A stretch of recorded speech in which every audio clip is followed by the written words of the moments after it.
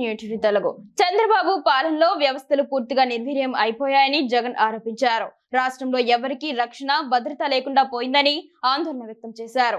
అన్నని మాటలను senior journalist Kommineni శ్రీనివాసరావుకి ఆపాదిస్తూ వాటిని వక్రీకరించి విష ప్రచారం చేసి ఆయన్ను అరెస్టు చేయడమే కాకుండా ఆఫీసుల మీద ఒక పథకం ప్రకారం దాడులు చేయించారని ధ్వజమెత్తారు. ఈ అరాచకానికి మహిళల గౌరవం అనే ముసుగు తొడిగి ఎక్కడికక్కడ విధ్వంసం చేస్తూ ఆటవికంగా వ్యవహరిస్తున్నారని జగన్ మండిపడ్డారు. కోడలు మగపిల్లాడిని కంటే అత్త వద్దంటుందా అని చంద్రబాబు, ఆడపిల్ల కనిపిస్తే ముద్దైన పెట్టాలి లేదా కడుపైన చేయాలి అని చంద్రబాబు బావమర్ది నందమూరి బాలకృష్ణ అన్న మాటలు చూస్తే మహిళల మీద ఎంతటి గౌరవం ఉందో తెలుస్తుందని వైఎస్ జగన్ విమర్శించారు.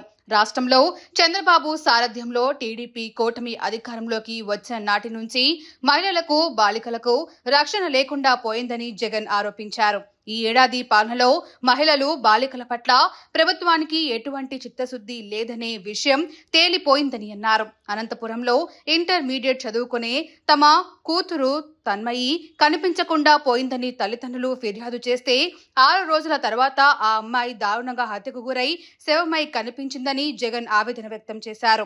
కనిపెట్టడానికి చంద్రబాబు యంత్రాంగానికి చేత కాలేదని విమర్శించారు. కొందరు చేస్తున్న అఘాయిత్యాలకు స్కూలుకు వెళ్తున్న బాలికలు గర్భం దాలుస్తున్న పరిస్థితులు చూస్తున్నాం.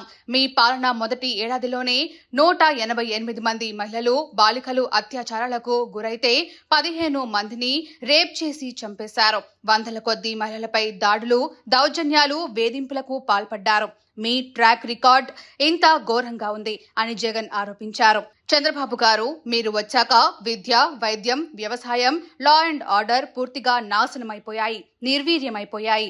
విచ్చలవిడిగా అవినీతి జరుగుతోంది.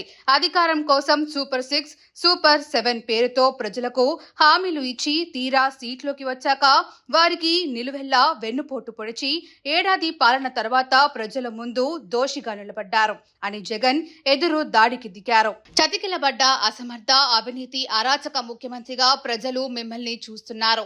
వీటి నుంచి ప్రజల దృష్టి మళ్లించడానికి మీ ఫేక్ న్యూస్ ఫ్యాక్టరీలతో తప్పుడు ప్రచారం చేయించి కిరాతకంగా వ్యవహరిస్తున్నారు. డైవర్షన్ పాలిటిక్స్ ఎంతకాలం చెల్లవు చంద్రబాబు గారు అంటూ నిప్పులు చెరిగారు.